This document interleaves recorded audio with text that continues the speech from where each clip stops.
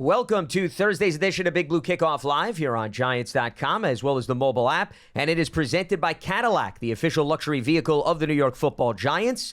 Greatly appreciate everybody tuning in. Multiple ways to interact with us here on the program. You give us a ring, 201-939-4513, hashtag Giants Chat on Twitter. And as a reminder, you can find the archive of this show and our entire podcast network on the Giants mobile app, podcast platforms everywhere, and at Giants.com/podcast. And the band is back together. Jeff Feagles is back in the house. Jeff, it is absolutely great to see you. Some things have never changed. Absolutely. Great job with the open. I recognize the music, and I recognize familiar territory. Lawrence Taylor. You know, go out there like a crazy bunch of dogs or whatever he says. It's awesome. Nice to be here. Good to see you. Absolutely. Yeah. How are things been? Very busy. Yeah. Just it's been good. Just following the team from outside the building has been a little bit different. But family's doing well, business doing well, and again, it's just I can't believe that the season is already here, and when you think about it, we're almost in October, which is a little bit scary. Yeah. But yeah, and again, this whole football season with the preseason only being 3 games, the first 2 weeks of the regular season are like real preseason games to me, and that's what it's been. For the Giants, particularly, it's the first 6 quarters have been maybe not even preseason, like OTA practices or something. But it's been a lot of fun watching the team, like I said, from the outside. And but it's good to be back in the building. And it's great to have you. So we got a lot of football to discuss, obviously, with a game tonight between the Giants and the Niners on Thursday Night Football in the Bay Area. Let's start right off the bat with the injury report because it came out yesterday. I don't think there were any major surprises, Jeff. Mm-hmm. They finally ruled out Saquon Barkley after Brian Dable had that interesting build-up to say that he wasn't yet ready to make that decision. Then Ben Bredeson ruled out because he has yet to make it through concussion protocol. And then joining him is Azeez Ojulari as well as Andrew Thomas. But Andrew Thomas is dealing with the hamstring issue and Ojulari the hamstring issue as well. So when you take all 4 of those players into consideration, I think the writing was on the wall that we weren't going to see them out there. Yeah, I think that everybody understands, too, that when you get to play a Thursday night game, you get the back end of it, you get 10 days off. So to have any of those players that you want, they're not 100%, you're certainly not going to want to put them out there because then you hinder the chance of them getting hurt again or just re-injuring themselves. And then, you want to take those 10 days. And unfortunately, it is what it is, right? You kind of got to bite the bullet. And I think with that offensive line, I think in the second half, collectively, I don't think that they did that bad of a job. Those guys haven't been playing next to each other on a consistent basis whatsoever, those young guys. So I think that them getting in some game action last week against the Cardinals will help them this week. They're certainly going to need it because the defensive line for the 49ers is pretty stout.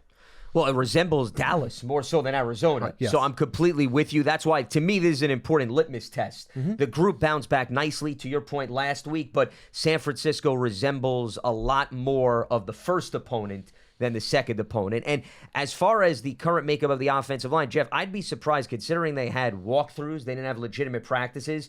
They're probably going to go with the configuration that they had once Ben Bredeson left with a concussion, meaning Mark Lewinsky will probably see time in right guard spot or maybe the left guard, depending on where they feel he's most comfortable. But we know McKeithen and Azudu are going to assume the roles they had in the previous game. Yeah, and he's predominantly, all his career has been a right guard. So I think when he moved into left guard last game, and they move around, all of them for this reason. They learn to play different positions. They cross-trained, essentially. Exactly, but by trade, he's Glowinski always has played right guard.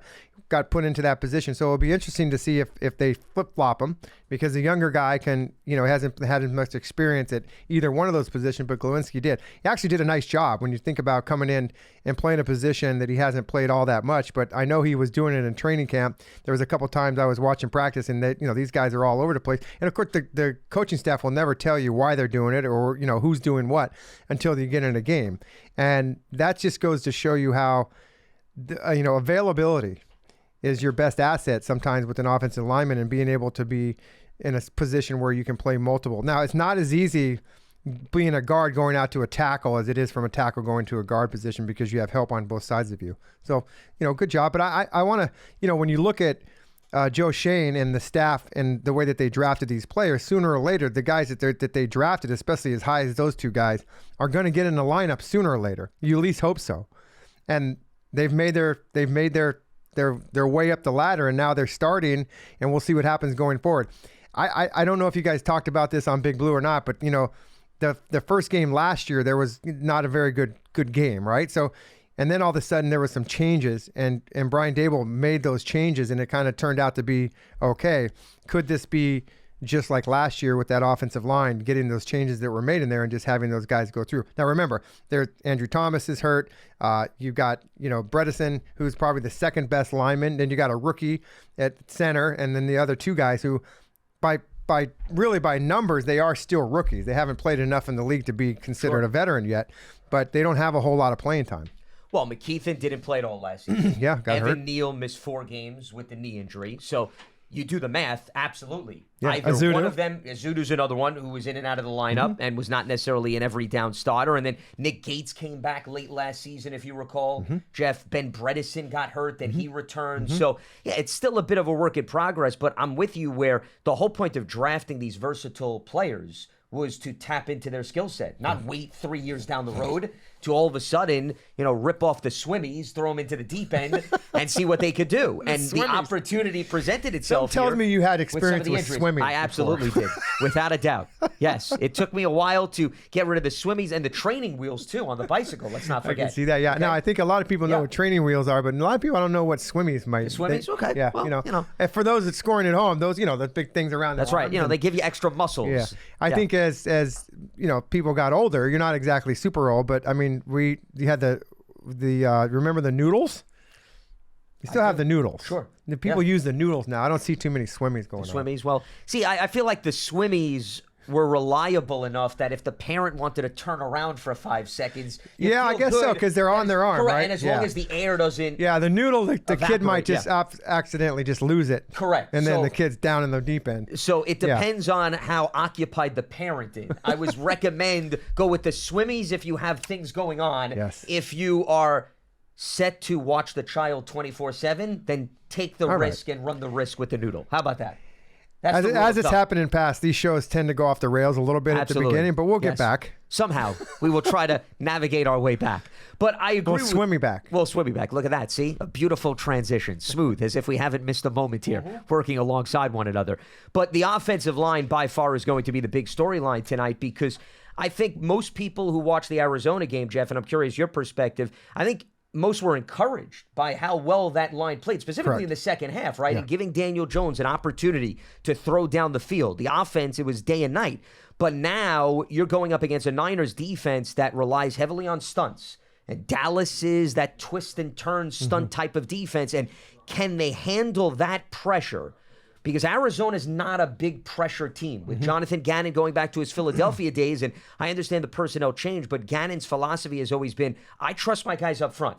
They're going to win those battles. San Francisco, with Steve Wilkes now taking over as defensive coordinator, with DeMeco Ryans going to Houston, getting the head coaching gig, he basically is saying, it was not broke. I'm not changing what DeMeco Why ran, would you? Right? Exactly. Yeah. They brought Wilkes in to say that. And I was having a conversation with Cam Inman, who covers the Niners for the San Jose Mercury News, and he was echoing those sentiments. He said, when they hired Steve Wilkes, the conversation was, Steve, you could maybe fine-tune things, but DeMeco had the ship steered in the right direction. Right. So he's come in, he's inherited, and they have not missed a beat. And their personnel stayed the same. Without a doubt. And Nick Bosa's now back after that contractual holdout. And by the way, he played 65 snaps after 36 in week 1. So they're getting their money's worth. This idea that they're easing him in, no, the Nick pitch Bosa's count, whatever.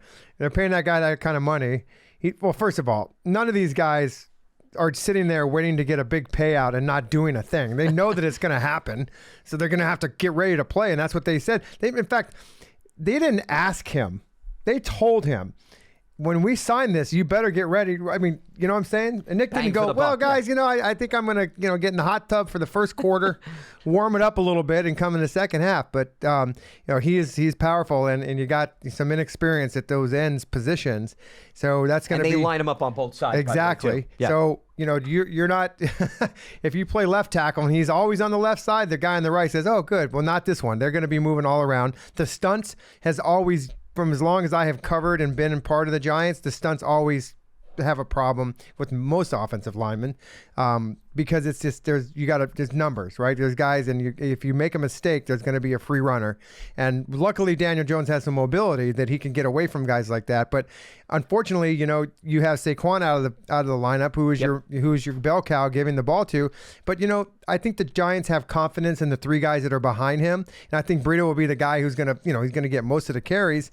Brightwell's a guy who we know can play a little bit of football, and I think that you have to trust that they're going to do their job. And I think tonight, as far as the passing game goes, you certainly cannot expect Daniel Jones to be sitting in that pocket for 5 minutes. I think the short passing game is going to work, and then complement that with some type of running game and time of possession. Okay, this 49ers team, offensively, you do not want them on the field that long. I mean, because you want to keep them on the field, so your defense is going to have, because they can score at will. And by the way, the big play is in effect. Those explosive splash plays, sure, big time, because their running back will take it 78 yards on an instance, because he is special.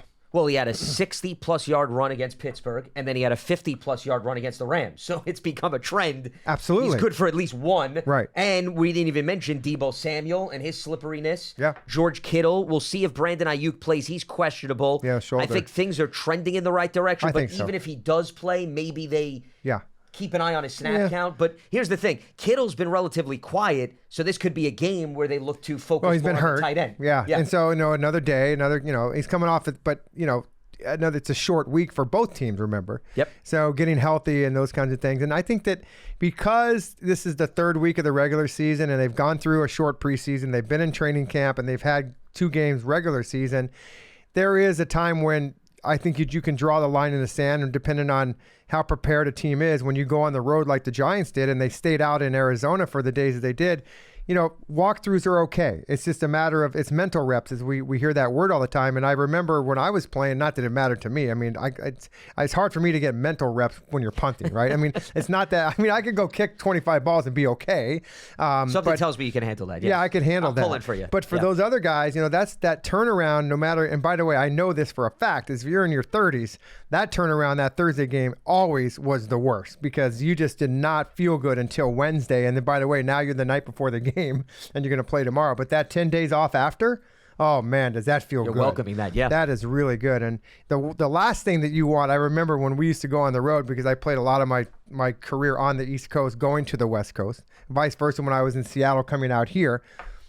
You do not want to get a Thursday night overtime game because you are sitting on the West Coast when you're counting the minutes to get home. The plane ride back, yeah. Oh my God, I'll never forget that in 1992 we were the last Monday night game of the season when I was in Philly. I think it was 91, 92. Schmelk would call me out on it right now. He would look it up, and you're probably going to do the same thing.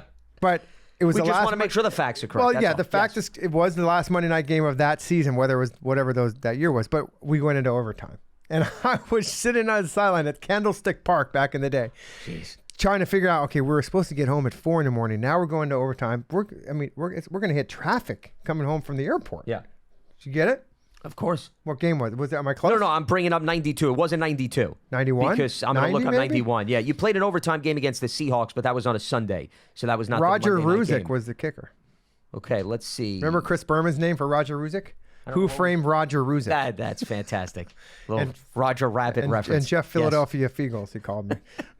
I saw him when Ray Guy got inducted to the Hall of Fame a few years ago. Because he does the hosting of the ceremony. He came up to me. He did not say, "Hey, Jeff, how you doing?" He said, "Jeff Philadelphia Feagles."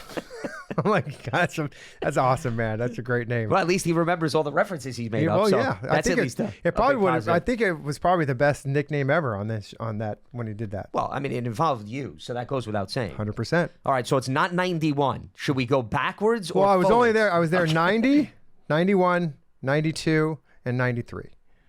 Okay, maybe it was 93. All right. Yeah, I went to 90 because you did not play a late Monday night game in that one. So I'm now going to go forwards and see if we can I bet it's get 93. to the bottom. Could be the Sayonara song. Come on, please. Yes. Please be 93. Well, I'm hoping, as long as my computer could cooperate here as we move through the years. All right, we're up to 1993 here. The build-up, the anticipation. We're at the edge of our seats trying to come to grips with the fact that it's 1993. Remember the memory game? Remember the last time I did the huddle on here? Schmelk he ganged up on me in that one. He spent all day getting the 1993. There it was. A Monday, January 3rd game in San Francisco against the Niners. It went to overtime, 37-34, a victory to at least go out with a bang. There it was. There you go. So yeah. Now, the silver lining was, unfortunately, you did not make the playoffs, so you did not have a game on the back end. So that flight technically could have taken a year and a Sunday, Jeff. It wouldn't have made a difference. You're right. Entire offseason. But I do remember I'm from Phoenix, so yes. I did not want to fly to Philadelphia. I knew we weren't in the playoffs. I wanted to go home. So you literally, did you go straight home? No, I had to go. I had to go back. Locker, right? I had to go pick up my wife, and at that time, my 3-year-old son. Okay. Now, you would have loved this trip, I'm assuming, to stay over in Arizona? Yeah. This would have been right up your alley. It would have been amazing. In fact, I remember the year that I came back after I retired, semi-retired, in 2005. Excuse me. It gets emotional. So in 06, yes. We had a West Coast schedule. We played the AFC West. So at that time, it was Seattle, San Diego, the Raiders. Who else was in there? The AFC West. Who was the last one? Oh, it was Seattle. Seattle. You were the fourth. You said the Raiders, the Chargers. The Raiders, the Chargers. It's the old AFC West we're talking about, right? Right. Denver, yeah, the Broncos. And we had an NFC game out there against the Cardinals. Okay, who were still part of the NFC East. Right. I'm assuming. Okay. Gotcha. So that's the year I was coming back, and I remember telling Tom, if I'm going to come back in 06, okay, I'm going to need to stay after those games because my family is in Arizona. Yeah, sure. Makes sense. He said no. He said no. He said, no, I can't do that. How am I going to tell the rest of the players that Feagles is staying in Arizona when all the players are coming back? And I said, well, then I'm not coming back. He goes, well, we got to work something out here. Trying to use your leverage. I like it. I did use the leverage. Yeah, absolutely. In fact, Ernie Accorsi at the time, I talked to Ernie, and I said, because I was doing my own contract. And I said to Ernie, I'm like, by the way, if we're going to get this done, you got to go talk to Tom about me staying out there. By the way, none of the players are going to care. They don't even know if I'm there on Monday, and we have off on Tuesday, and I'll be in the building Where's first Feagles? thing. Why is he punting out here? What's going on here? Well, no one will know. This game as a result, yes. And so Ernie went into Tom's office and said, listen, this is the kicker, no pun intended, for him coming back. He's going to stay on the West Coast. He agreed. But then my family agreed that they don't want to live on the West Coast, and they wanted to come back with me to the East Coast. So negotiations were great. The effectiveness didn't work. Oh, boy. That's okay. Unreal. It all worked out for the good. Yeah. Now, don't look up those years. No, I won't. Trust me. We don't have enough time in the program. We're not going to be able to get into any other Giants-Niners elements by the time we continue to reminisce. No, it's not important. We're all about reminiscing about Jeff Feagles' career. That's right. Okay. Anyways. Yes, want to get to, though, one other element at play before we do open up the phone lines, and you were scratching the surface about from the Giants' defensive standpoint. So we talked about the offensive line against the Niners' defense. The other element at play is, can you limit those big explosive plays? Because it's McCaffrey, it's Samuel, it's Kittle. Even Brock Purdy is capable of doing it on the run. And you look at the Arizona game, and you saw James Conner got a number of big chunk runs. And Joshua Dobbs, when he had time in the pocket, he was able to throw over the middle of the field. And we know Samuel and Kittle and even McCaffrey, there are plays where they'll run a slant to McCaffrey and he'll get a 5-yard pass, Jeff. He'll take it to the house. So it's limiting those plays, but it comes down to the tackling tonight. No, I was just going to say, you took the words out of my mouth. Yeah, it's all about tackling, and I believe that the point of attack for that defensive line they got to do a better job at getting off of their blocks and getting in their lanes, if you will, the gaps, and then really making it tough. Because the last thing you want from an offensive player a running back loves when those offensive linemen are getting up on those second level linebackers, because that means there's going to be a big gain. So you got to eliminate that from happening on the defensive side. So your linebackers cannot get tied up with those offensive linemen. They've got to be able to make plays. And I think the two guys in the middle are capable of making plays. They're tackling machines. Okereke is a guy that will just tackle anything and everywhere. And so he has to be active tonight, making a lot of plays and stuffing those holes. And again, the Giants have not been the best tacklers the last couple of weeks. Not at all. And I'm sure that the emphasis on the defensive side with Wink has been that. Let's say, hey, guys, we got to tackle better. Those young corners also could get exposed tonight a little bit because they're young. I don't care how long you played. When you come into the NFL and you're a starting rookie, they're going to go after you. Whatever you are, you could be a punter, kicker, lineman, DB. They're going to go after you. So we'll see how that goes tonight. Well, corners are so critical to your point, Jeff, in helping stop the run because you need. Well, they're the guys that make the tackles. That and those Yeah. strong safeties, And I think that the strong safety position for the Giants has been very. I like what's going on. McKinney has he's going to have to make some tackles. You look at the stat sheet.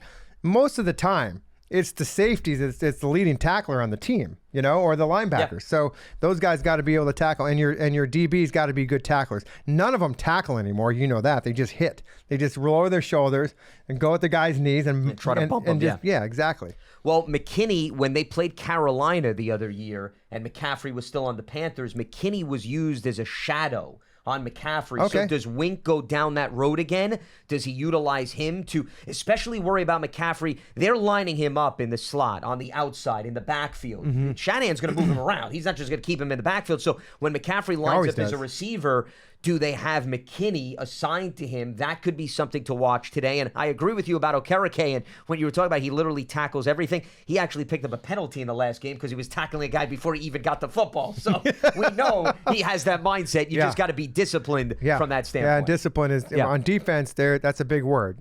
Being disciplined, in all facets of coverage and the run game, gap discipline, as we always talk about, and just understanding what your purpose is on the defensive play. Remember, guys, the defense has plays themselves. Offense, you say the run to the right, run to the left, pass this, pass that. The defenses, they have plays, and not everybody in the play design is made to make the tackle or make the interception or break it to pass up. It's more of this is your responsibility on this play with this type of defense is you need to fill this gap and you got to cover here. The backside of a run, you better be there. Those are the types of responsibilities that come with discipline that you see on the defenses. And if you get away from that from a team like the offensive powerhouse that the 49ers have, if you get away from your defense and your discipline and you don't do that, there's big plays. That's how they happen. Yeah, and it's hard to play man against the Niners because of all the athletes. That's why, Jeff, to your point, you can't do it. If you're relying though on communication and you're somebody that's trailing a player and you're expecting the guy on the opposite side of the field, right, to pick him up, if that guy's not there, that's how a 10-yard pass ends up being a 60-yard touchdown run. Right. And the Giants defense, they play predominantly a zone defense anyway, so I think that we'll be okay with that. But I think that, those young corners watching these last couple games, they have to understand that, it's a tough position because you really can't touch these guys. You in college, you get away with it a little bit more. And I think that just comes from experience at any position. The longer you play in the National Football League, the more you understand what you can and what you can't do. And by the way, you can't touch those guys, and you got to learn that quicker than normal. So, because you get the penalties. Though I think Deonte Banks learned early in the Arizona game, maybe sometimes they give you some leeway because there was that They play. miss a couple. Yeah, where, he probably said to himself, okay, I can't be too handsy the next time. They didn't throw the flag. Yeah. So, but that's good for a young player, Jeff, Absolutely. as you just mentioned, because you have to read the official early in the game. Some are going to give you a little bit more leeway than others, and that's a big part of being a defensive player. Well, I'm sure that some of the veteran guys have told those young guys, listen, you know what? As much as we all hate the referees, you want to get to know those guys a little bit and, show a little personality and kind of talk to them because that'll go a long ways on some play that may or may not be a PI and, could cost you the game. But if you got a good relationship with that guy, sometimes it might help. Few reminders before we open up the phone lines. Tonight at BK Backyard in Brooklyn, there's going to be a Giants watch party as they collide with the Niners for Thursday Night Football. You can enjoy Modelo drink specials. You can meet a Giants legend, enter a raffle to win game tickets, and more. Visit Giants.com/Bar Network to learn more. You can check out the Giants Huddle podcast on your favorite podcast platform, as well as Giants.com. And as far as tickets are concerned, 2 options. You could become a season ticket member. You could take your fandom to the next level, stay connected to the club all year round, not just on game days. Memberships are now available for the 2023 season. To learn more about all the exclusive member benefits, visit Giants.com/tickets. Limited inventory is available. Option 2 is game by game. the single ticket option, and they are on sale now as well. Don't miss the Giants at MetLife Stadium this season. You can visit giants.com/tickets to secure your seat. Run or walk with Giants legends. The Giants Foundation is going to host a 5K race at Kids Run. It's presented by Quest, Sunday, October 8th, 9 a.m. Eastern, MetLife Stadium. Net proceeds will benefit the Giants Foundation. All participants will receive a commemorative T-shirt. After the race, you could stay for a post-race festival with appearances by Giants legends, as well as a live DJ. You can register now at giants.com/5K. And the Giants official connected TV streaming app is Giants TV. It brings you original video content, game highlights on demand and direct to Big Blue fans. Giants TV, it's free. It's on Apple TV, Roku, Amazon Fire TV, as well as the Giants mobile app. All right, let's open up the phone lines. We check in with Travis in Queens here on Thursday's edition of Big Blue Kickoff Live. What's happening, Travis? What do you got for us? Hey, what's up, fellas? Hi, Travis. Doing all right. Right. So you made a comment saying this, the biggest storyline is the O-line. And I disagree. I think the biggest storyline is Kayvon Thibodeaux. I mean, we've been waiting for him to come on. He hasn't come on, I think, since his last sack. It's been like 1 million snaps he had and nothing. I think he's the storyline because the O-line, if we expected the defense of the 49ers to, look better than our O-line, right? D-line versus our O-line there. D-line is more significant, better than ours. Cool. And then we got Andrew Thomas out. So going into tonight, I think it's more about Kayvon Thibodeaux because let's say the O-line does bad. And let's say he has another bad game with no sacks and so on and so forth. It looks more bad on Kayvon Thibodeaux. This guy was drafted, right after Hutchinson. And if I'm Kayvon Thibodeaux, that first game that Detroit played with the Chiefs, I'm like, yo, I got to be like, or make my game after Hutchinson. He was a beast. Yeah, but he's not competing against one player on an opposing team. I mean, that's where I would jump in and say, I understand you want more production out of him. I don't think anybody would disagree with you there, but he starts getting caught up in a competition between him and Hutchinson and other pass rushers. To me, it's going to lead to mental mistakes and more problems for the Giants. And the reason why I would disagree and say I don't think Thibodeau's the biggest storyline is the defense overall, Jeff, has had no sacks and very few quarterback hits. They did have 6 in the last game. So Thibodeaux alone is not Micah Parsons, where he single-handedly is going to disrupt one game. You need the entire defense to pick it up. It's not just one player in particular I would point to. Well, I think but he dominated the Washington game last year. Well, yeah, I mean that was one play where he had the strip sack and he recovered it for a touchdown. Absolutely. But all game all game that game in particular, he looked at like okay, like this is what we signed up for. Yeah, it's a lot, and it's also, you look at that Washington game, what he did last year, that, the defensive coordinators get all year to look at that offseason. The other thing is that with Ojulari out of the lineup, when you're missing another key guy on the other side that's going to be a pass rusher who's not at the talent level as the other guys, where do they pay attention to? They pay attention to the next best guy. Sure. Yeah. They run away from him. Yep. They double team him. And so, not to say that if that's the case that you shouldn't make plays, you should make plays. You're a pro athlete. You get paid a lot of money, and that position commands. And we're not asking Kayvon Thibodeaux to have 9-10 tackles and 3 sacks every game. But I see what your point is. Let's get involved in the game a little bit more. Sometimes it's a little bit more difficult, and it's about a matchup. So hopefully, he's still young, and I think he's still learning. And I think that if Michael Strahan or Osi was sitting here, they'd tell you the same thing. The fact is that he's got a lot of learning to do, and our expectations are always a little bit high for every player. And keep in mind, Brock Purdy's been sacked 4 times in the first 2 games, 3 of which came against the Steelers. The Rams only got to him once, and they have Aaron Donald on that team. And part of that is because Purdy is able to get rid of the football quickly or run and maneuver out of the pocket, correct. So you don't know how many opportunities. That's why, Travis, if you're going to pinpoint Kayvon Thibodeaux, to me, the one thing that would jump out to me tonight is how well he helps in stopping the run. Is he active in that department more so than does he get 5 quarterback hits and a strip sack? And who's the tackle for the 49ers? Trent Williams, you got to deal with. Correct, yeah, a seasoned vet. Yeah. He's a Hall of Famer. But Sure. even last year, though, versus this year, it's his career so far. That's what he's best at, is in the run game. You know what I mean? game. Sure. Yeah, absolutely. Correct. Yeah. This game to, do the same thing, be effective in the run game. He's more effective in the run game. Yeah. Well, it's a little easier. But you want that to be consistent is my point. Right. You don't want it to be up and down like a roller coaster. If that's consistent, okay, the sacks, the pressures will come. But if you're not consistent in stopping the run, all bets are off with respect to the other categories. The production does have to get better, though. I will agree with you there. I think that he knows that. The coaching staff knows it. The fans want it. And I think he deep down inside, sometimes these young guys try a little bit too hard. And it can happen. It definitely can happen. And I think that, especially like tonight, not every game is on a national stage, right? Tonight, you're on the national stage. You're the only game playing. All the players in the league are watching this game. You might see some good things out of him this evening. I hope so. I really do. Because I'm with you. I want to see a little bit more, Once again, I think the whole defense you want to see more. 100%. Yeah, I mean, we're ISOing on him on this conversation, but as a whole, I think that defense, if they can play anywhere near that they did the second half and not the first 6 quarters, I think they'll have a shot tonight. But this is a tough go. I mean, this is a 49ers team that is not. They're good. They got a great quarterback, and I say great because he is great. He's a good quarterback. He's a game manager like crazy, and he makes big plays. And then and all the things around him just complement his game. Sure. Can I make 2 more points? Very quick. Yeah. What do you got? So the first point, right? I made a call like 2 years ago. I was speaking to David Dill, and he confirmed, and it's true. From a player, he said, Andrew Thomas, because it was scary for Andrew too. He said, Andrew Thomas, give him time. I see the techniques, so on and so forth. And he became just what he said. He's going to be good. He's told me no worries, and it was no worries.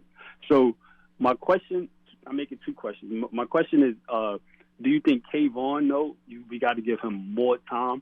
And if so, how much time? And my other point is, do you think if we, let's say, play this game close, right? We lose by, 3-7, right? But we look better. Do you think that Cowboy, you can say that Cowboy game was, like a preseason game still? And is it hope that, comes down the line when we see them? Hopefully, we all have our, ducks in order with the players' health, that we be able to compete with them depending on this game. Sure. And thank you for my call. You got it, Travis. Appreciate the phone call. Well, let's take the first item with respect to leeway for Kayvon Thibodeaux. 4 years. Put the 5th-year option. There's your time. How long are we going to go? The politically correct response, yes. Well, I just looked it up. He's played 16 games. So actually tonight is going to be the completion of his rookie year. There you go. If you want to look at it through that lens. I was going to say he was a little banged up last year. Correct, yes, because he had the knee injury against the Bengals in the preseason. So tonight actually completes a first full year in the National Football League. Right. Now, I would say, normally I like to see at least a year and a half out of an offensive lineman or a pass rusher to say, okay, there's enough of a sample size. So I would say you want to see maybe another 7 or 8 games after tonight to see where things are going. Because, once again, the caller was just referencing, you gave that leeway to Andrew Thomas, and you took into consideration he had the injuries that he dealt with. Evan Neal is still working on the completion of his rookie year. If we're going to give the same timeline to those guys, it's only fair that you do the same thing for Kayvon Thibodeaux. When I look at those names that you just mentioned, 2 of the guys, Neal and Thomas, they came from the SEC, big-time football, right? Kayvon Thibodeaux came from Oregon. I don't know how many. I mean, that's not a great conference that he played in. The Pac-12. Comparably speaking. Oh, in terms of the balance on both sides? The SEC is basically the minor leagues of football, NFL. I mean, it really is. It's incredible. So I think that, the talent level that he was doing, and then he shows up and starts to play in the NFL, and he's realizing, okay, man, these guys are a little bit better than I thought they were, So I think it just takes about a year and a half to get going. Some guys faster. I mean, listen, number 11 for Dallas, it didn't take him a year and a half, So, I mean, it's just he's a different skill set. He's a different player. He's a lot faster. He's smaller. And I think that he's I tell you, that game, and I'm not on here every week. So that first game of the season, you knew that he was going to give everybody problems, right? And he did. And it's not just the Giants. It's week after week after week, that guy. And if there's ever a player, and I'm not going to, and Paul will probably kill me for saying this, but I played in the league when Lawrence Taylor was in the league. I watched him play. There are certain types of things that reminds me of him. that he can take over a football game in a second. I think that's very fair. And so I'm not comparing him that he's going to be the greatest of all time. I'm just saying that when you're from a preparation standpoint, the other coaching staff has to prepare for this guy more than you ever would with some other player. So now does the 49ers have a player like that? Yeah. Nick Bosa is a guy that can go out there and play. So you got to be careful of him. And I think that, with Thibodeaux, it's just going to take some time, Lance. Yeah, he led the NFL in sacks, Nick Bosa. So you got that Defensive track Player record. of the Year. Yeah, and then Javon Hargrave also will help alleviate things for him because he provides pressure from the interior. Yep, Philadelphia the last few seasons. So the Giants know exactly what he could do. And you want to see, I think, if you're Kayvon Thibodeaux, you want to see if the consistency of the disruptive plays show up more often, as opposed to, you see, for example, the Washington game that the last caller was referencing, and then 4 or 5 games pass and you don't see anything, and then you see it again, and then 6 games pass and then you don't see it again. So with Micah, who you were referencing, you pencil and pen him in every single week. He's going to do something. He makes plays every week. Because he's relentless. He's relentless. That motor never slows down. With Thibodeaux, you're not asking him to, once again, have that motor that never stops. You just want to see, does he put his stamp on a game? And does it happen a little bit more outside of stopping the run? So I'd like to see 7, 8 more games before maybe we make more of a judgment. That would be my response from that standpoint. And you want to kind of see the ascension, in those next 6 games to see how it happens. Now, the other part of the equation was if they handle the San Francisco defensive front tonight, does that ease the fears that were brought to the forefront with of Monday night's to the game. Dallas game? The Sunday night game. Sunday night game. Yeah. I told you earlier when we first came on that the first 2 games of the regular season to me are just they're preseason games that count, right? So because preseason is a joke. It is a complete joke. I mean, you play 3 preseason games. The starters really never play anything. And so what do you expect out of the first 2 weeks of the regular season? This is like a full tilt, 60 minutes of football. They're not putting guys in because they want to rest them anymore. It's like, It takes that much time. And I think this is the week you're going to see the teams start to rise up. And the teams that are going to you're going to be like, yep, they are who we thought they were. Or, you know what? These guys were not who we thought they were. These guys are pretty good. Or we knew that this team was going to be the way they are. And I think they start to, there's a separation between how we always, each team quantifies their season as quarters, right? First, second, third, fourth. The fourth quarter, the first quarter is kind of a mismatch of whatever's going on. And then all of a sudden you get into that 5th game and now teams kind of understand each other. And by the way, the coaching staffs go back and look at the prior 4 games. They don't go any further than that normally, unless they're trying to research and find out if the holder takes a deep breath and the guy wants to come and block the field goal. You guys talk about that on any of your shows? Are you kidding me? That is ridiculous that guy can come up with that. And I was told many, many times as being a holder, I have to change things up because of that. And there are coaches that will sit there because they have nothing better to do in their lives than coach football 20 out of 24 hours to sit there and go rewind, and see, oh, look at this. The guy's taking a deep breath. Oh, he did it again. Now he takes the pencil out and it's like bar.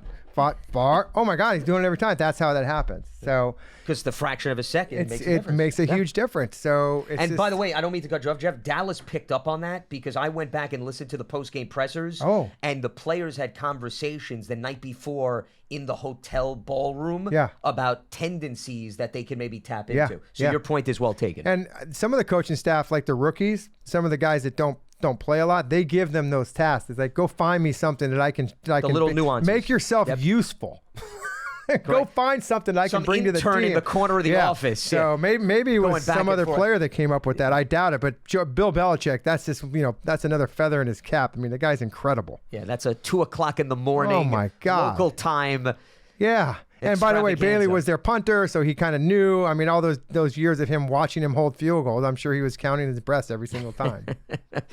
As far as just real quickly to piggyback off of your point about the first 2 games versus the next, I will say this. If the Giants' offensive line does a good job containing the Niners' defensive front, and you're not seeing a high volume of sacks and quarterback hits, I will look at it as a big step forward in comparison to that Dallas game. Now, the Dallas game was a rough matchup, and it's proven to be that in previous seasons, Jeff. See, I look at a red flag. If the trouble you have one year carries over to the next season, which was the case in week 1, that to me is, okay, you got to all of a sudden address this because it's going to carry over. So the San Francisco game, after the Dallas game, I wasn't looking so much at the Arizona game. I was saying, okay, let's see how the Giants handle San Francisco. And if it's much better against San Francisco, then you could point to, okay, they learned from their issues. They've made the adjustments, and they could handle a defensive and they front applied them. that is far more aggressive. So, yes, to answer your question, I do think it would be much more encouraging. But remember, then you're going to see Buffalo and Miami, and you're going to see a lot more aggressiveness. So in this league, you can't do it one game and then all of a sudden remove what happened previously. You got to now do it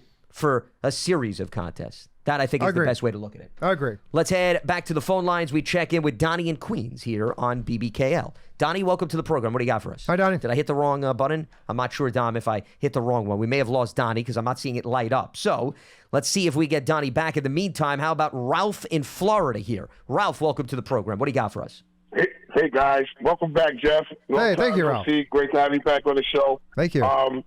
Hey, listen, a game like this, like everybody's saying, we have no chance. There's no possibility. So this, to me, if I'm Dable and I'm coming into the game going, you know what? Let's play our game. Let's be aggressive. You know what? Put some faith in your young offensive line and make some plays. Like, just try to make the plays that you did make in the second half against Arizona. And as far as defensively, if I'm Wink, I know everybody, Purdy's poised and all that, but has he seen blitz packages come at him all game long? This still is his 11th game in his career, right? He's not even seen a full season. Yeah, he didn't start the whole season last year. Yeah. That's what I'm saying. In reality, he's still a rookie. You know what? Rookies make mistakes. That's what everybody says, right? So you know what? Let's throw the kitchen sink at him, and let's see him adapt. Eventually, the odds got to say he might make a mistake. He's going to make a mistake. So you know what? Let's just take a chance. Let's play aggressive today. Let's not just sit back like Jeff, no disagreeing with you, but try to dink and dunk. That's what killed us in the first half against Arizona.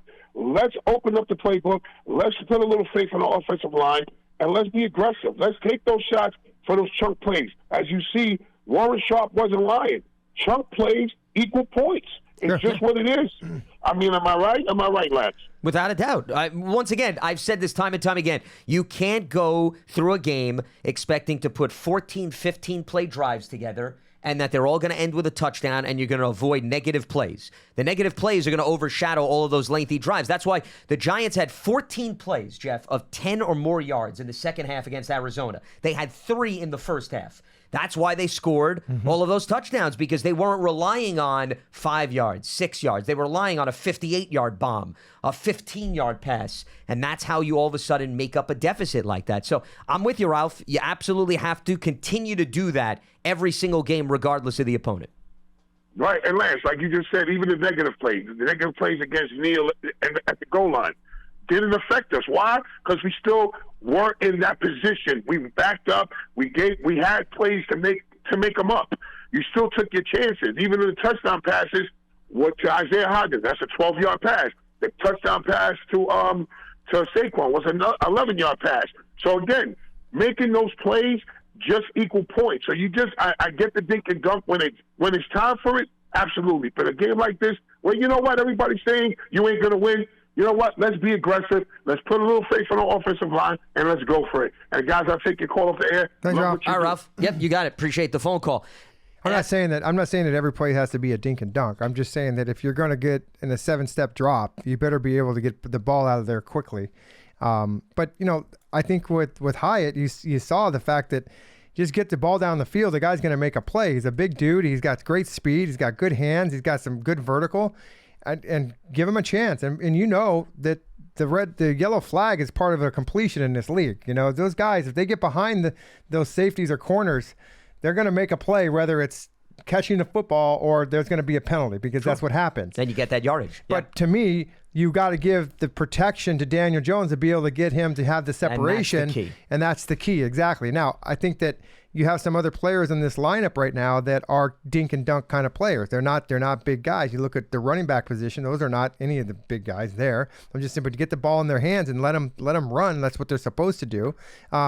Is Robinson going to be back this game? Well, he's questionable. So it's possible. So, I mean, hey, that could be, remember, the last game we saw him play, or last year, I remember, it was an amazing game. And the Lions game, he had over 100 yards. I mean, so those we were all thinking like, wow, this is going to be amazing. And of course, then the injury bug hit. But, hopefully he can get back into the lineup and do some good things. So I think that the Giants are going to try to run the football. You know that. They have to be. And I don't care because Saquon isn't back there, but I think that you're going to see a little bit more of Daniel Jones running the football this game.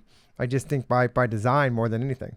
Well, I agree with you. Plus, they could use Wan'Dale Robinson out of the backfield, too. Yeah. Remember, he was a running back in college at Nebraska. So that could be something that they look to showcase, especially with Saquon down. But there are two things as to why you need to run the football. Number one, you do not want to throw the ball and drop back 40-some-odd times against the San Francisco 49ers because you're not going to give yourself a chance. So that supports what you're saying. But you just wonder, Jeff, if you're the Niners defense, the removal of Saquon Barkley, what does that do to Steve Wilks and his philosophy? Meaning, does he say to himself, okay, when Daniel and Saquon are on the field together, I got to worry about either one of them. Yeah. Now I'm only a little bit more concerned about Daniel. They can be a little bit more aggressive. Correct. Yeah. So that's the other factor here that I think changes things for the Niners when you remove Saquon. And this is no disrespect to Matt Breida and any of the other backs, because I do think they have versatility in that group. But they are who they are. They're not Saquon Barkley. They're right. They are who they are. Yeah. Okay, they're a starter when needed,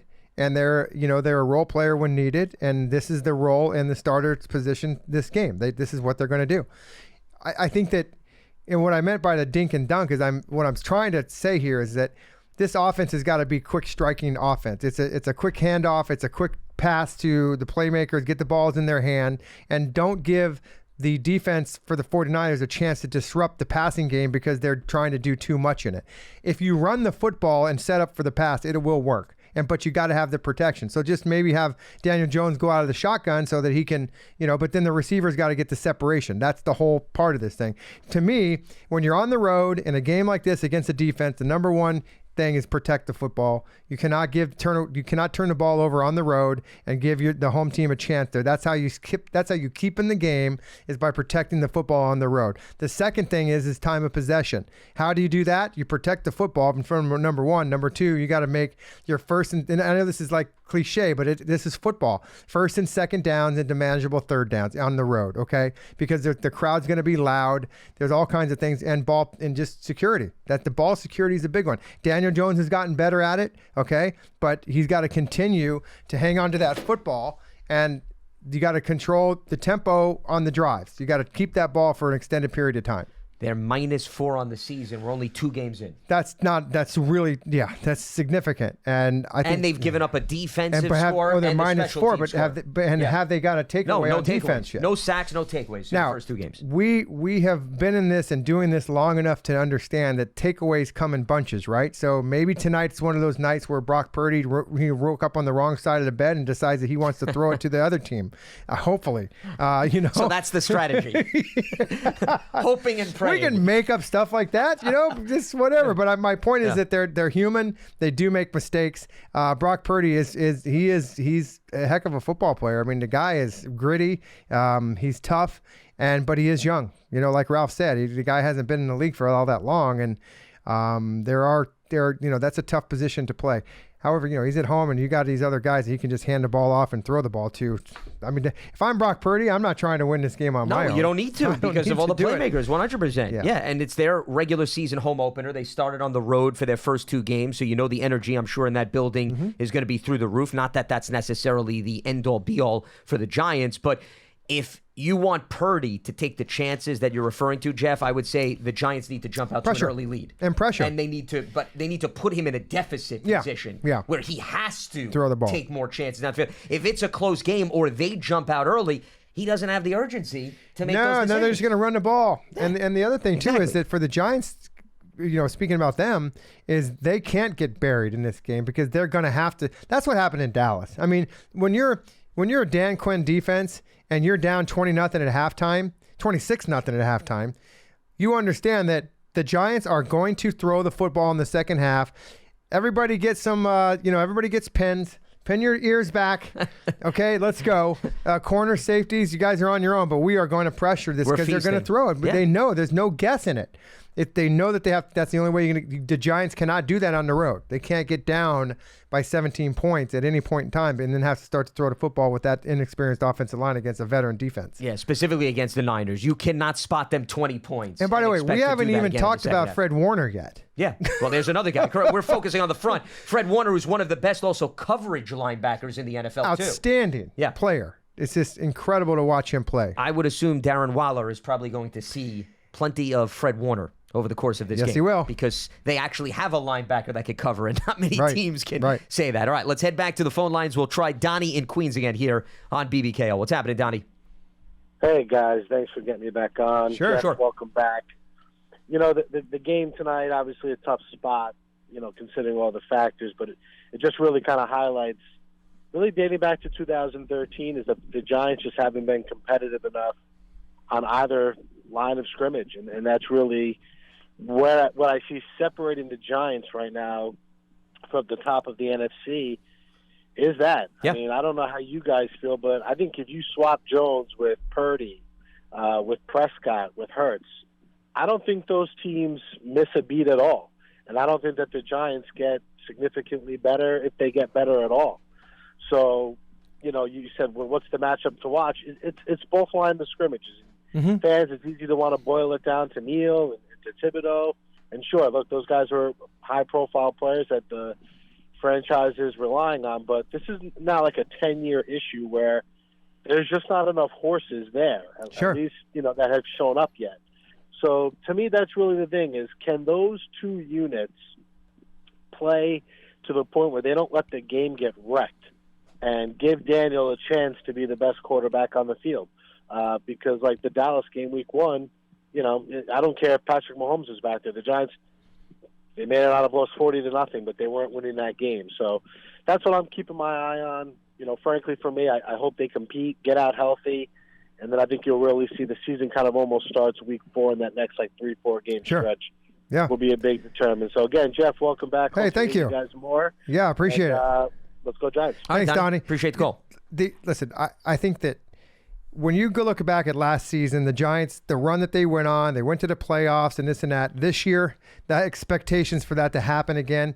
Do we all really understand the fact that the Giants went out and got a new coach, a new general manager, a whole new scouting staff? They got lucky last year. They are rebuilding, but they were winning. That doesn't happen all the time in the National Football League. It just so happens. Yeah, where that could happen simultaneously. So when we go into year 2 under this regime, they're still doing the same thing, by the way. They're still building this team.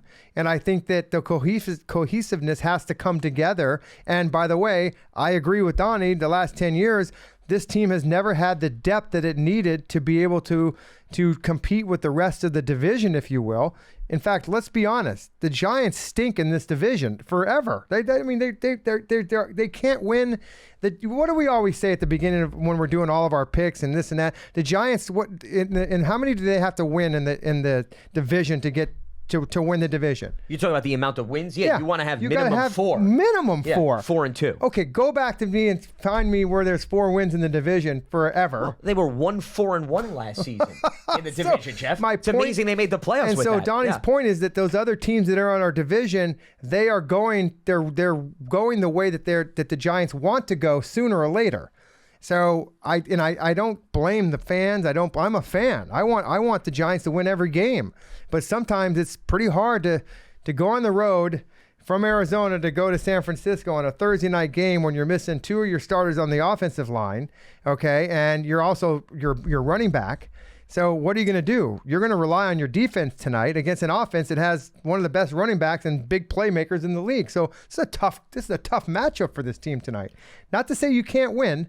You know, everybody in any given Sunday or any given Wild Thursday, things happen they on do short turnarounds. Yes, yeah. But it's tough. Completely with you. And when you are handicapped, if you're the Giants, if you do happen to get down in any of these games, being able to have the firepower the Giants offense isn't scoring 35, 40 points a game where they can come back.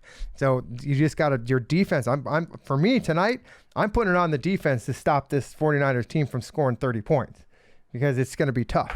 Well, they certainly have to play better than they did against Arizona because styles make fights, Jeff. You know that. Yeah, it holds of course. true for multiple sports from the standpoint of it's one thing to come back against Arizona. It's another thing to come back against Dallas and San Francisco. To the caller's point, which is those two teams and Philadelphia, they've been defined by consistency in the trenches. 100%. During the course of the last decade, if you want to go so far. Maybe it doesn't apply to all three teams evenly, where your house was in order. And you knew when those teams go out there, you knew what to expect. The Giants, the reason why there's separation is you don't have that reliability with those two components to the same degree as those three. They're absolutely trying. They got Dexter Lawrence, okay? They've got Williams, okay? Leonard Williams. And then let's just switch real quickly over to the offensive line. Your bookends are first-round draft picks, okay? So you've got a second-round draft pick at center now. So you got Azudu is a draft pick. And Azudu is a draft when pick. it all be said, they could have the entire line with former draft picks over the last few years. That's what you're trying to do. You're trying to build that up. And again, those other teams have hung their hat on the wall with those interior, the offense and defensive linemen. That's where they built. That's the core of those teams. And then they get a quarterback and some receivers, and then you get the. I gotta throw the Eagles in this equation that they're so good that now that they have guys fighting on the sidelines because they want the football. Are you kidding me? Keep doing it. Just keep doing that stuff. I love to see that stuff when it's not our own team. With what A.J. Brown asking for the ball from Jalen Hurts. Give me a break. That position absolutely never changes. You like the For drama. 25, 30 years, that position has never changed. It never will. I got to get the football. Forget about you, Lance. Me, moi. Yes. Oh, my God. As they always say, there's no I in team, right? Well, that's the way it works. And I love how, Jalen Hurts is what I saw on the sideline was just like, dude, seriously, like, let's not go here, right? I mean, come on. Well, they were up so comfortably on Minnesota. Of all the games to choose to complain about the football, I don't know how much weight it holds. Good. I hope they all can start complaining. Philadelphia off to a 2-0 start, and you could argue they're not even playing their best football yet. Oh, and by the way, and the Eagles fans, 2-0 just isn't good enough for them. You know that, right? You can only beat 2-0 by this time. You can only beat 2-0 after two games, so you can Jeff. complain all you want. 2.5-0? I don't think they give you a half a game for surviving. Real quickly, I was this offseason, I was doing an appearance somewhere, and somebody came up, and they had an Eagles jersey, and they said, "Oh, Jeff, I remember when you used to play for the Eagles, da-da-da." I'm like, "Oh, that's good." And he goes, Can you believe that we gave all that money to Jalen Hurts? I'm like, I looked at him, I go, that is why everybody hates you. That's your quarterback. And they took you to the Super Bowl. Exactly. Yeah. And you had a heck of a performance. And by the way, I wanted to say to him, I'm sorry, are you paying him the money? Is it coming out of your pocket? Well, shut up. Jeff, my favorite sport that I label with other people. It's called counting other people's money. And apparently it's the game they love the show counting, that has been surrounding this country forever. Whatever. So it's no different. Now, we do have another caller online. Do you want me to let me get Charlie. I got to say hi to Charlie. I should. Because I would probably go in the I know other you don't want to direction. answer this call. Well, since you're here. Charlie, you're lucky because you have to approve it. Yeah. I'm approving it because right. if not, you would have never gotten through. Look, Charlie. I'm even letting Dom control the call on this one to bring him up on the air. Charlie, yes, 1 minute, what Charlie. exactly would you like to greet us with? Hello, Charlie. Hey, Jeff, my pal, my bud. How you been? Oh, my God. I'm not going to sleep again. I haven't thought about you in over a year. Oh, come on. You've been waiting for my phone call. Oh, sure. You've basically been rolling over in bed you've for the been my last sleep therapy. I haven't had to think about you for a year, and I've been sleeping very good. How are you, Charlie? I am good. Good. Good. Hey, I want to congratulate you because you're one of 173 Hall of Famers, right? I guess so. And yeah, you are. You are. Your name is on the list. They're going to narrow it down to 25. Okay, yeah. So I'm hoping you're going to be one of them. But look at this. Don't hold your breath. How many players though have played in the NFL? 50,000. So you're one of 173. And I've told you this at all times. I've always told you this, Charlie, and you know that. If my name is on the ballot, I'm good. That's good. I've been there. Not many people can say it, so that's good. Exactly. Hey, Jeff, it's good having you back. Thank you, Charlie. Hey, bud, this game, there's no way in hell we're going to win this game. Typical Charlie. They're going to run the ball down our throats. Mm-hmm. We were supposed to sort up the run defense, but I don't think we have. And they're going to get 175 yards plus. And Goma Jones is going to be Goma Jones. He's going to get sacked about 7 times, probably fumble, probably throw an interception, and all the helium's coming out of Giant Nation. And for all those that are just tuning in, Charlie. you now know why Charlie never gets clicked on over. Charlie is our number one dump caller of all time. Now you know why. You know, it started off so good about him complimenting your career. My God, exactly. And giving you hope that maybe you'll get the door knocked on for the Pro Football Hall of Fame. And then he turned to the present day, and then it just went right off the cliff. Well, Charlie, now you know why when Lance is on the show, you don't ever get through. You're lucky that you did today because I just wanted to hear your voice. It was good. Yeah, I made we appreciate the exception. it. This was my gift to you, Jeff. Thank you. Oh, it's such a great gift. Wrapped up in a bowl. Oh, tremendous. Yeah. You know, we planned it accordingly. He knew to call in at a certain time. Well, I was looking over here. I'm looking at and I saw Charlie come up. I'm like, oh, I mean, here's the thing. We don't even need to say where he's from because we know exactly where he resides. Right. Yeah. Anyways, it's been fun. Yes, it has absolutely. Well, it was a blast until perhaps maybe that last phone call. We need to make certain exceptions and chalk it up as a loss on his part. Yes, indeed. But it is the Giants and the Niners Thursday Night Football. Big game. As it will be another primetime affair. And just one last thing that I do want to add, though, that I actually will give Charlie slight credit for. You can't get after the quarterback, Jeff, if you don't stop the run first. Oh, 100%. That's why, if you're looking for why the Giants don't have any sacks and very few quarterback hits, it's because those first two games, they have not been able to consistently stop the run. So if you're going to do that, you keep Christian McCaffrey in check, you do some damage there, then maybe you get the Niners in 3rd and longs. Yeah. Remember, down and distance dictates the legitimate opportunities to get after the quarterback. Yeah, it also dictates you take that big, those big menus that those guys got. Yep. Well, there's not many plays that have 3rd and 7 or longer that you can run against a defense that's stopping your run. So that's to your point. That's what they have to do. Yeah, because and also with the way Kyle Shanahan calls plays on a 3rd and 4, he could have 17 different options over that 3rd and 4. Yeah. On a 3rd and 9. He may not have as many options. Nobody does on the menu. Yeah, although Kyle Shanahan might have more. Well, than he may have a few than the others. Yes, he does have a lot of motions and shifts and things like that. And that's another thing I wish we could have talked about a little bit more is that this offense creates confusion, and when you have younger players, especially on the outside, that can be a problem. Yeah, especially the young corners. If they get a little bit too close to the line and then all of a sudden they send them left and then all of a sudden they go right. Yeah, you got to be disciplined. It goes back to what you were emphasizing earlier, though. It relates to that. Again, I think that this is a tough game for the Giants to win tonight. There's no saying that they can't win this game, but in fact, the cards are stacked against them. They got to play a good game. To me, I told you, on the road, you can't turn the football over. If the Giants can keep this game close, then anything could happen. If it gets out of hand, it's going to be very difficult. And maybe you could get a takeaway to also lessen possessions for the Niners. That could go a long way, too. And a score on defense or special teams would be nice. To help out the offense, especially now that you're down Saquon Barkley. All right, that is going to wrap up Thursday's edition of Big Blue Kickoff Live. We appreciate everybody tuning in. Today's episode is part of the Giants platforms everywhere and Giants.com/podcast. We'll be up and running again tomorrow at 12:30 p.m. Eastern, recapping the festivities between the Giants and the Niners. Jeff, it was a blast having you back. Absolutely. Thank you, Lance. And thanks for the callers, and appreciate the show. It's been a lot of fun getting back on. For Jeff Feagles, I'm Lance Medow. Enjoy the game tonight, and we'll speak to you on Friday right here on Big Blue Kickoff Live. Have a good one.